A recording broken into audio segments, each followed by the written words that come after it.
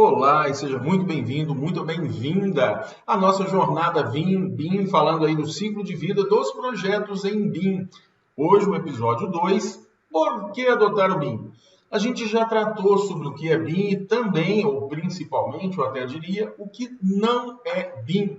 É preciso que a gente tenha esses conceitos assim bem enraizados com a gente, para a gente evitar cair nos erros mais comuns, nas armadilhas mais comuns, do que não fazer quando a gente estiver projetando, então, em BIM. Nesse episódio, a gente vai adotar uma outra abordagem, a gente vai falar agora o porquê a gente deve adotar o BIM. E não é só porque é bonitinho ou está na moda, não. Tem muito mais coisa por trás disso. Então, vamos lá comigo de novo. Pois bem, por que adotar o BIM? E primeiro, isso não foi uma pergunta. Por que adotar o BIM é uma afirmação.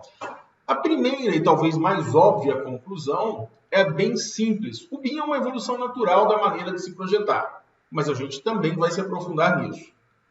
O que eu quero dizer? Desde 1º de janeiro de 2021, o decreto 10.306, que foi assinado inclusive no dia 2 de abril de 2020, já está valendo e está exigindo o cumprimento do BIM nos projetos da esfera pública federal. Mas a gente vai um pouquinho além, tá? Este decreto, ele fala sobre a utilização do BIM nos projetos federais e aí muita gente para exatamente nisso daí. Como assim, Vladimir? De novo, vamos mostrar o decreto que fica mais fácil de a gente entender. Então vamos lá. Se a gente der uma olhada no site do Planalto, tá? No decreto 10.306 de abril de 2020, a gente vai ver aqui que esse decreto estabelece a utilização do BIM, então, na execução direta ou indireta de obras e serviços de engenharia realizado pelos órgãos e pelas entidades da administração pública federal no âmbito da Estratégia Nacional de Disseminação do BIM, estratégia BIM-BR, que foi instituída por um decreto anterior, o 9983, em agosto de 2029. Então, para a gente entender um pouquinho esse contexto, o decreto 9983 de agosto de 2019 só tratou da disseminação do uso do BIM, mas ele não havia efetivamente falado o porquê desse uso ou falou das obrigações de se cumprir os requisitos para as obras ou projetos em BIM. O decreto 10.306 de 2020 é que fez a instituição da utilização do BIM. O que acontece na maioria dos casos, e é muito comum, é que as pessoas começam a ler assim, estabelece a utilização do Building Information Modeling na execução direta ou indireta de obras e serviços de engenharia realizada pelos órgãos e entidades da administração pública federal. Tem uma vírgula aí, o cara para de ler aqui. E aí ele não lê o restante. É preciso a gente entender todo o decreto. Ele é até um decreto bem curto, ele é um decreto com poucos artigos, a gente tem aí 11 artigos, né? E ele estabelece, inclusive, o prazo para a implantação. Inclusive, olha que legal, vigência. Ele entra em vigor na data de sua publicação.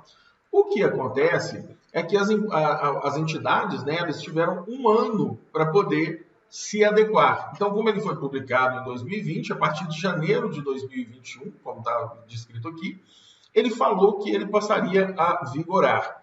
Uma coisa interessante da gente verificar, que eu falei que as pessoas param de ler exatamente na hora que elas chegam aqui na esfera pública federal, é que, então é só vou ter que usar BIM se for um projeto federal. Calma lá. Quando a gente fala pelas entidades da administração pública federal no âmbito da estratégia de disseminação do BIM, a gente precisa ler todo o decreto, precisa ler as portarias e interpretar isso. A gente não pode ser literal na leitura, não. Porque aqui mesmo fala que é onde o dinheiro público federal for empregado. E aí começam as curiosidades. Por exemplo, toda prefeitura, ela depende de repasses constitucionais para a área de saúde, para a área de educação, por exemplo. Então, as prefeituras podem ter verba própria? Podem. Mas, no geral, todas as investiduras, né, que as prefeituras fazem, por exemplo, nas UBSs, nas UPAs, nas MEIs, nas SEIs, enfim, todo investimento na educação básica e na saúde básica feito pelas prefeituras vem através de convênios federais. Isto quer dizer que tem dinheiro público federal sendo empregado. Se tem dinheiro público federal sendo empregado, então sim, eu preciso fazer cumprir o BIM. E o TCU ele está pegando bem forte nisso. Mas onde é que eu vejo isso, Vladimir? Já te mostro. No painel informativo do Fisc Obras do Tribunal de Contas da União, eles colocam aqui alguns relatórios muito interessantes. Então, existem aqui os resultados consolidados, existem os problemas encontrados, enfim. Eles explicam tudo muito direitinho. E dentro do diagnóstico, a gente consegue ter aqui, então, uma série de informações do que está sendo, do que está acontecendo, basicamente. Tá certo? E dentro desses relatórios, a gente pode ver que entre 5% e 7% desses problemas que são encontrados estão relacionados, por exemplo, à orçamentação e à não aderência dos projetos à utilização do BIM. E isso é muito interessante. Então, quando você vem nesse portal aqui do Tribunal de Contas, você vai em Fisc Obras, no painel informativo, e procura especificamente o relatório que você quer dentro do panorama. Então, vamos continuar. Ó. Primeiro grande motivo, se você trabalha com obras públicas, claro, o primeiro grande motivo é para não ser pego nas auditorias do TCU. Você precisa fazer os projetos direitinho. Mas se você for empresa privada, bom, eu te falo o seguinte, 123 das maiores empresas listadas nas Forbes e várias outras de menor porte já aderiram ao BIM por vários motivos, mas principalmente pela eficiência que a gente tem na redução de custo de engenharia, na execução e na parte de gestão. Ou seja, não é porque o BIM é bonitinho ou porque está na moda. Não, é efetivamente porque eu consigo fazer um fluxo de trabalho integrado e isso me permite entregar mais coisas em menos tempo, com uma qualidade maior e evitando, portanto, retrabalhos ou custos adicionais que eu teria no caso de uma reengenharia ou da fixação, né, do conserto de um erro que não tinha sido antecipado, por exemplo, em uma orçamentação, quando eu falo orçamentação, numa simulação orçamentária, numa simulação construtiva, enfim. Então, os principais motivos já começam aí. Primeiro, porque é lei. Então, se você trabalha com obras públicas, é o primeiro grande motivo. O segundo motivo, se você for uma empresa privada, é exatamente pela capacidade que você vai ter, então, de reduzir os seus custos de engenharia e execução, começando aí pela parte de diminuição de erros de engenharia, tá? E aí eu vou explicar. Antigamente, quando a gente fazia os projetos em CAD, igual a gente está vendo aí, ó, a gente tinha algumas dificuldades, mesmo podendo trabalhar já antigamente com, por exemplo, XREFs, que é o equivalente, né, de hoje a gente trabalhar com arquivos vinculados, por exemplo, dentro do Revit. Quando a gente precisava, por exemplo, ampliar um detalhe igual essa planta aqui, ó, estou ampliando exatamente esse detalhezinho aqui, ó, tá? Então eu vou ampliar o detalhe lá do meu banheiro. E aí eu começo a fazer o detalhamento do meu banheiro. Acontece que eu fiz o detalhamento e precisei fazer uma alteração aqui. Eu preciso voltar no desenho anterior e fazer essa alteração lá também. Na hora de fazer uma compatibilização, eu só tenho a sobreposição de desenhos CAD em 2D e muitas vezes usando XREF. E aí eu não tenho a integração ou a capacidade de fazer a alteração desses desenhos, sejam eles 2D ou 3D, mas normalmente em 2D, eu não tenho a capacidade de fazer essas alterações de maneira integrada. Ou seja, eu altero num lugar, depois eu vou lá em uma outra prancha e altero novamente isso de forma manual. Ou seja, eu tenho que ficar literalmente atrás de onde eu fiz o detalhamento, onde eu vinculei aquele arquivo e ficar fazendo essas atualizações manualmente, mesmo eu fazendo uso dos XREFs. Por quê? O XREF é só uma referência vinculada. Se eu alterar o XREF, eu até consigo fazer com que essa alteração seja refletida em outros lugares. O problema é que quando eu uso as referências externas aqui, ele hoje trabalha de forma, aliás, hoje não, né? Até hoje trabalha de forma descentralizada ou desconectada. Eu não consigo trabalhar isso de forma integrada, principalmente quando a gente fala aí de desenhos em 3D ou desenhos, né, modelos multidisciplinares, porque cada uma das referências é um modelo, tá certo? Outra coisa que é bastante incômodo quando a gente fala da utilização do CAD e não do BIM, são exatamente as listas de quantitativos, listas de materiais, legendas, enfim.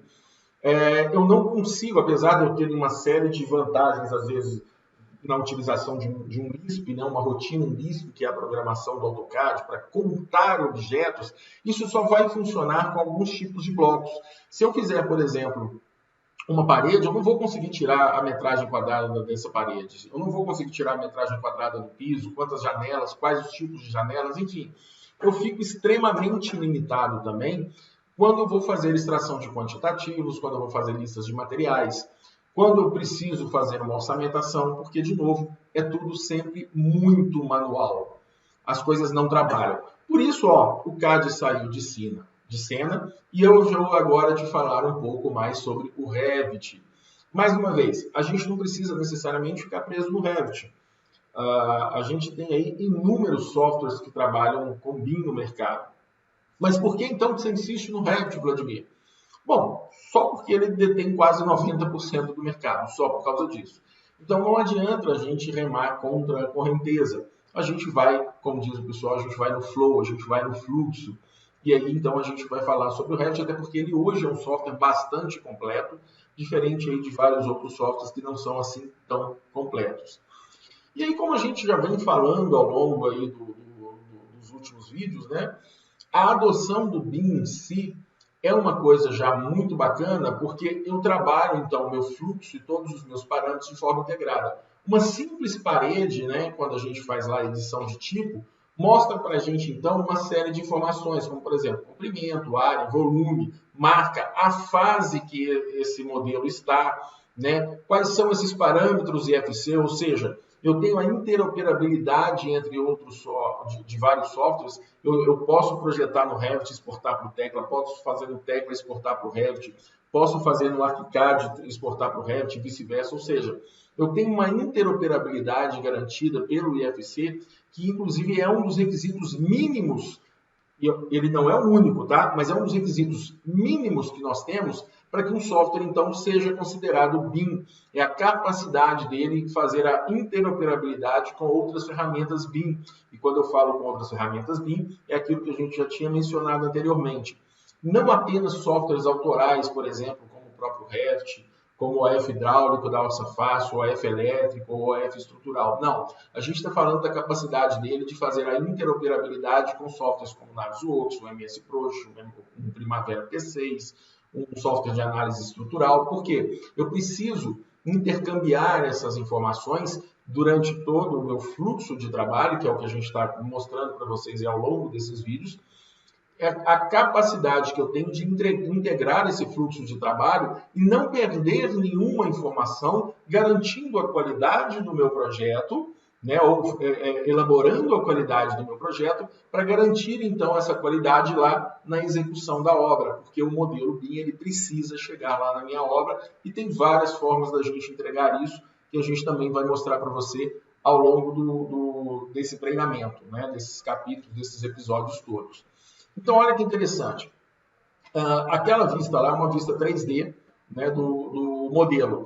Eu posso selecionar uma parede ou fazer a integração disso numa vista, por exemplo, do nível 1, né, e alterar todos esses parâmetros lá. E esses parâmetros são alterados em todas as minhas vistas, inclusive na vista 3D. As listas de materiais são alteradas, porque o modelo ele é integrado. Então, eu passo uma linha de corte ou faço uma divisão por níveis e eu consigo, de uma maneira muito simples e muito rápida, ter acesso às várias informações, como, por exemplo, plantas, cortes, listas de materiais, áreas, volumes, fases de execução, como a gente já viu anteriormente, e, inclusive, informações funcionais e não funcionais, como características físicas dos meus materiais, e como é que isso vai se comportar em outro software.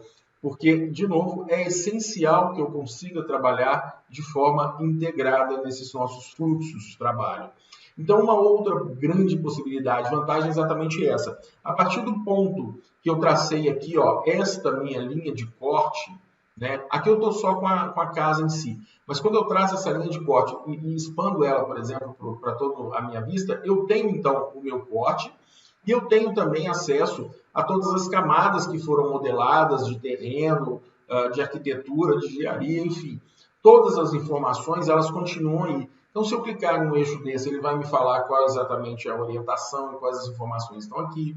Se eu clicar nesta parede aqui, ao contrário do que é o desenho em CAD, por exemplo, ele vai me mostrar as propriedades dessa parede, vai me mostrar as propriedades dessa contenção. Então, eu consigo ter acesso, de novo, a listas de materiais, a volumes, a áreas, a dimensões, né? Então, eu tenho todas as características daquele meu objeto BIM. Inclusive, se eu tiver, por exemplo, aqui não está sendo mostrado, mas eu tenho postes com hélices, né, para energia eólica, eu tenho portas de vidro, eu tenho acabamentos de parede, eu tenho mobiliário, eu clico e tenho informações dessas famílias, que para mim é muito importante, porque eu estou fazendo a especificação não só dos projetos de arquitetura e engenharia, mas também de mobiliário, colocando, por exemplo, na lista de materiais para o meu cliente qual é o fornecedor daquele material, qual é o custo daquele material, integrando isso, por exemplo, no meu orçamento, eu consigo verificar a produtividade, já fazer este lançamento automaticamente lá no meu planejamento. Ou seja, de posse de um modelo BIM como eu tenho aí agora, eu consigo fazer essa integração e mostrar de forma bem clara e bem fácil como é que isso vai funcionar durante todo o meu fluxo. E olha que interessante aquilo que eu falei. Na medida que eu vou alterando as vistas, agora, por exemplo, eu tenho uma outra seção. Está vendo que eu tenho legendas aqui? Eu tenho, então, informações que, se eu fizer alguma alteração aqui, ela vai se refletir nas outras vistas. Olha que interessante, por exemplo, essa outra vista aí. É uma vista já renderizada dentro do próprio Revit, daquela mesma casa, daquela mesma visão que eu tenho. Então, eu tenho, inclusive, a possibilidade de verificar como é que vai ser a visão do meu produto acabado. Né? Isso é importante também para que o nosso cliente consiga enxergar como é que vai ficar a obra dele já acabada. Ou seja, nada trabalha desconectado. Tá? Uma outra coisa extremamente interessante. Quando a gente fala aí de modelos BIM, ou a gente fala de CAD, que seja, a gente tem as nossas documentações, as nossas pranchas. Então, assim, poxa, eu vou pranchar. Quando eu falo eu vou pranchar, é porque eu vou agora liberar os desenhos de fabricação, os desenhos de montagem, enfim. Eu posso liberar aí, como a gente está em tudo integrado, eu posso liberar vistas renderizadas, listas de materiais, posso liberar também os desenhos, né, de fabricação, ou seja, planta baixa, corte, essas coisas. E olha que interessante. Isso daqui são informações de carimbo, são dados de identidade do meu projeto. São essas informações que ficam aqui, ó.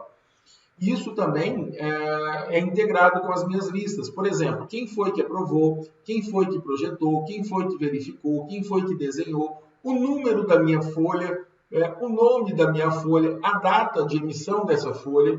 E isso tudo é uma informação que a gente pode ler lá no nosso CDE. Lembra que eu falei do CDE?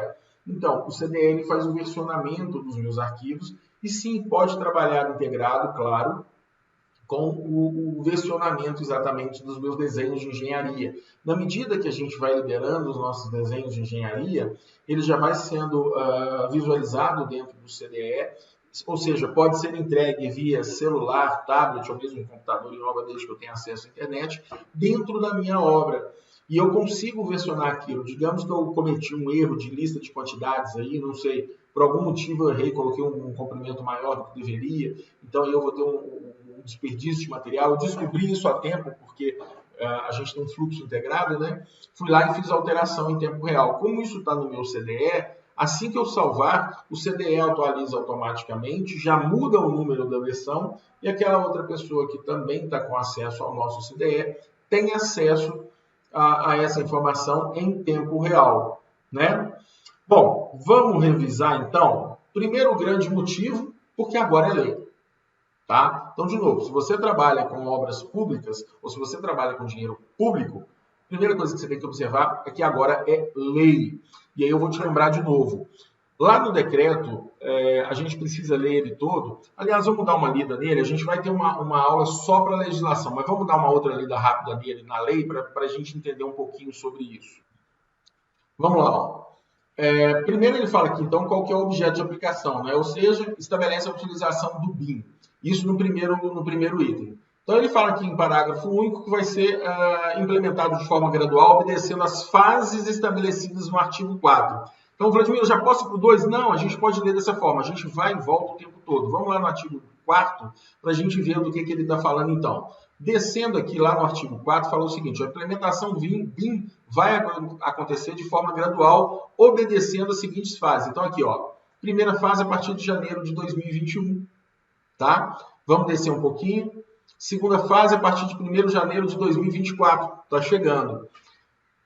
De novo, a gente vai falar sobre legislação mais para frente, então não vou entrar em detalhes não, tá? Mas pensa o seguinte: eu tenho que entregar projetos de estrutura, instalações hidráulicas, aquecimento, ventilação, ar-condicionado, elétrica, detecção de interferências físicas, ou seja, o Clash Detective, extração de quantitativos e a geração daquela documentação que eu falei para vocês, que no caso do BIM ela é semi-automática ou automática e integrada. Para essa segunda fase, além daqueles itens que eu já estava entregando, né, desde 2021, eu tenho que entregar agora a orçamentação, o planejamento e o controle da execução de obras. Não é mencionado diretamente o 4D, a gente fala só do planejamento e da execução. Então, assim, fica a critério do órgão licitante falar se esse planejamento é uma simulação construtiva ou não. Por quê? Quando a gente fala de orçamentação, planejamento e controle, a gente está falando de um fluxo integrado de quando isso vai acontecer, como isso vai acontecer e quanto isso vai me custar. Dependendo do órgão que fizer a licitação, ele já vai exigir, então, uma simulação construtiva e uma simulação orçamentária. Veja bem, eu estou evitando usar os termos 4D e 5D, porque a gente está falando de usos do BIM. E aí, para evitar qualquer tipo de confusão, de Ds, eu já falo exatamente qual é o uso. É a parte de simulação construtiva e simulação orçamentária. E aí eu tenho, então, vamos voltar lá no artigo 2, né, o que ele fala. Fica vinculado às ações previstas nesse decreto. Aí ele me fala, inclusive, quem é, não quem vai efetivamente usar, não é só esse pessoal, mas quem é que vai dar voz para o BIM, quem é que vai ditar as regras. Ministério da Defesa, da Infraestrutura, Secretaria de Aviação Civil, DENIT, né? Então, são os órgãos das entidades federais que vão dar voz, que vão dar o tom da utilização do BIM. E esse é outro ponto que merece interpretação. Por quê? A gente tem, por exemplo, o Ato Normativo 56, a gente tem uma série de itens ou de normas, de portarias que falam para a gente como a gente vai fazer essa execução do nosso modelo BIM. Entenderam a importância? Bom, e aí a gente vai voltar aqui então. Primeira fase, voltada a projetos. Então, eu preciso basicamente entregar todos os meus projetos, sejam de arquitetura, estrutura ou complementares, e isso está valendo desde janeiro de 2021. Inclusive, 2021/22, eu estava trabalhando em alguns projetos de engenharia, por exemplo, para órgãos públicos como o metrô, em que o TCU pegou alguns projetos que não estavam em BIM e foi utilizado dinheiro público, né, federal. Qual foi a exigência do TCU? Amigão, volta aqui e me entrega esse projeto em BIM, ou eu te torno inelegível e te aplico uma multa. O que o licitante teve que fazer? Chamar o projetista e falar assim, amigão, agora eu quero isso aqui em BIM, porque não está em BIM. Né? Então, o TCU ele sim está pegando firme. E ao contrário do que todo mundo pensa, não é isso é exigido na licitação, às vezes até não é, mas o TCU ele não perdoa, é aquilo que a gente fala, o desconhecimento da lei não te desobriga a cumpri-la. Então você falar que eu não conheço, não vi, não estava explícito, isso não serve de desculpa para o TCU. E o TCU pode não pegar isso imediatamente. Às vezes ele pega 1, 2, 3, 4, 5 anos depois e faz você voltar lá atrás e refazer todo o teu projeto. Então é melhor já fazer essa migração de uma vez e evitar dor de cabeça lá depois. A segunda fase vai falar aí basicamente que de orçamentação, como eu acabei de falar, planejamento e controle da execução de obras. E passa a vigorar agora, 1º de janeiro de 2024, está logo ali, pouco mais de 2 meses. Né?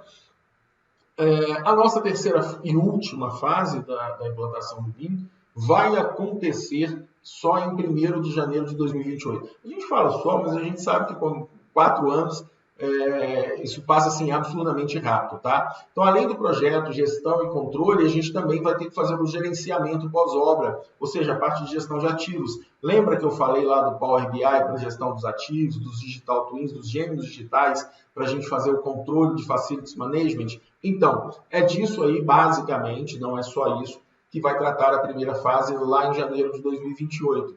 Qual a importância disso? Não precisa nem falar, né? Porque todo projeto ele precisa de manutenção, ele depende de uma série de requisitos de manutenção e operação adequadas para que esse equipamento, seja ele público ou privado, não importa, ele dure aí os 150, 200, 300 mil anos que ele precisa durar. Né? Sem manutenção e operação adequadas, as coisas não funcionam. Como a gente já tem um modelo integrado, por que não utilizar esse modelo exatamente para fazer a manutenção e a operação desse meu equipamento?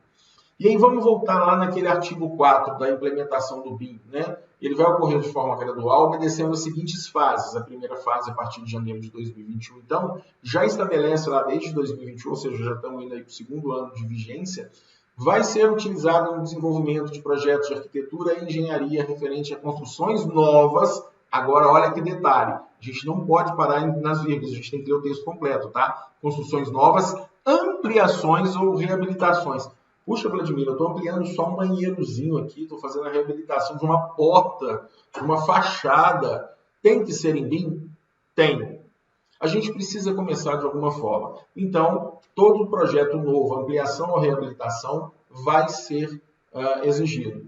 Aí, olha que interessante, tem gente que até lê depois disso e faz assim, ó, quando considerados de grande relevância para a disseminação do BIM. E para aí, de novo. E aí confunde a palavra ou a expressão grande relevância com grandes projetos de Vladimir, só para estradas, túneis, aeroportos, portos. Não.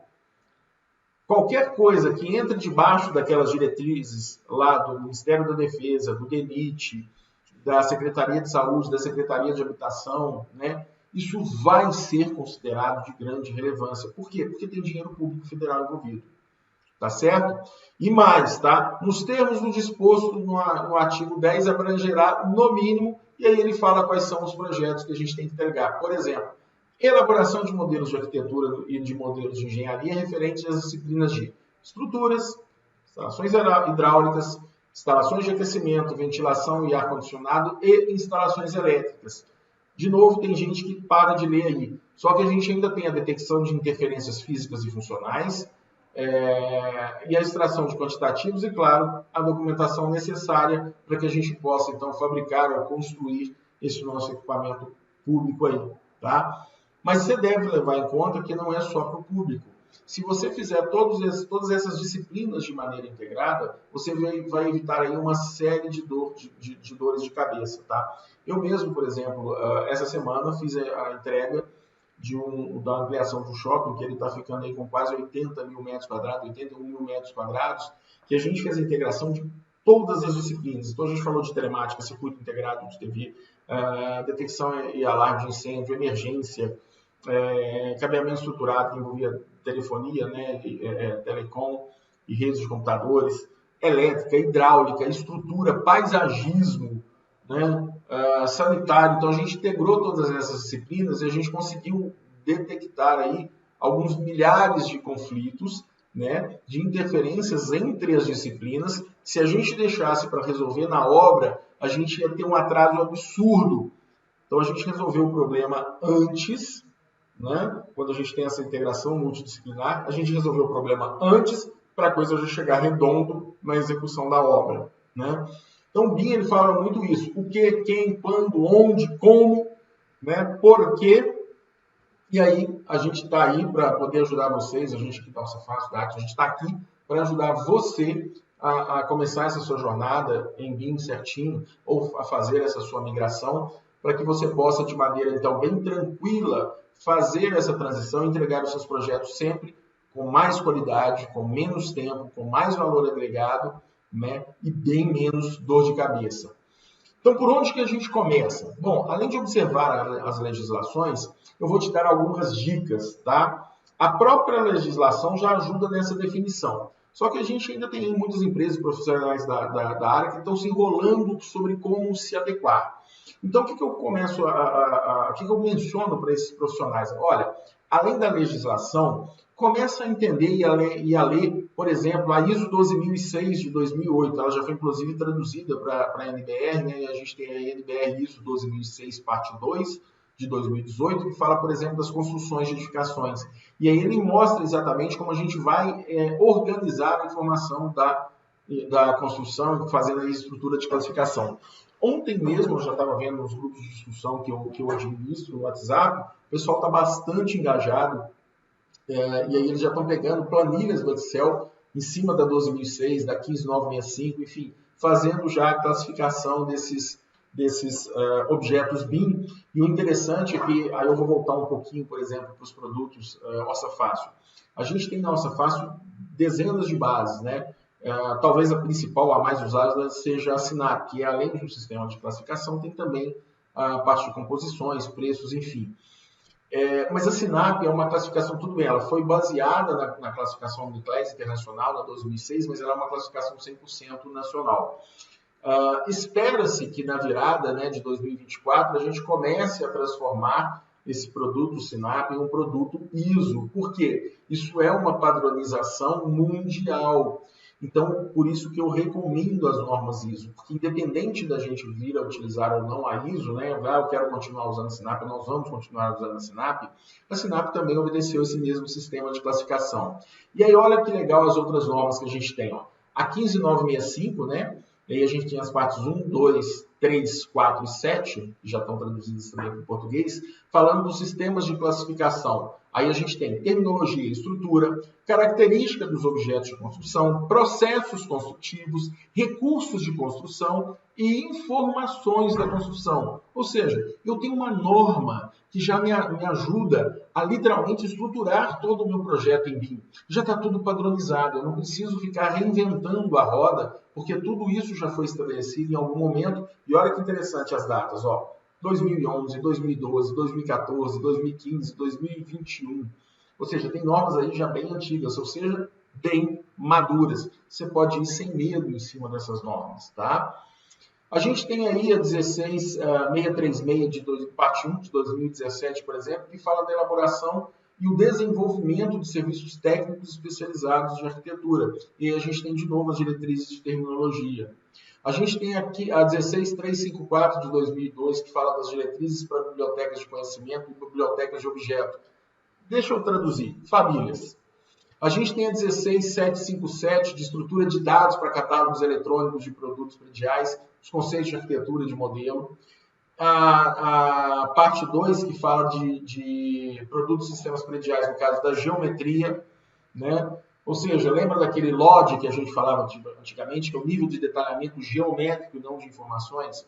As de informações a gente tem as outras ISOs, e essa daí fala, por exemplo, da geometria. E é a mais nova, né, a novíssima NBR ISO 19650. As partes 1 e 2 elas são de 2018, mas elas foram liberadas agora no começo desse ano, né, aqui pela BNT, que fala exatamente sobre a organização e digitalização das informações, especificamente em BIM, o gerenciamento das informações usando a modelagem de informação, conceitos e princípios na parte 1, tá? Fase de entregas de ativos na parte 2. Todos esses documentos, então, são documentos que vão auxiliar você a começar essa jornada, por exemplo, com a criação de um BIM Mandate para a empresa, e vão dar uma ideia também de como fazer a elaboração do plano de execução BIM. Para facilitar a sua vida, eu vou, inclusive, nos próximos capítulos, né, nos próximos episódios, liberar para você já um BIM Mandate, um plano de execução, um plano de implantação BIM. Então, a gente vai liberar tudo na sequência certinho para você. Os documentos, inclusive, que já foram padronizados pela BNT, NBR, pela ISO, e por entidades como CEBIC, ASBEA, CONFEA, enfim. Vamos falar, inclusive, das adequações para alguns municípios, que já têm legislação BIM, para alguns estados também. Porque, além do decreto federal, a gente tem alguns estados e alguns municípios que já foram bem além do decreto federal, estipulando, aí, inclusive, padrões de nomenclatura, que é tudo muito bacana, tudo muito fácil da gente interpretar. Tá ok? Por hora, era isso que eu tinha para falar com vocês hoje. Eu espero que vocês tenham gostado, tenham acompanhado. E eu vejo você, então, na próxima aula para a gente falar mais sobre BIM. Tá certo? Muito obrigado e até lá.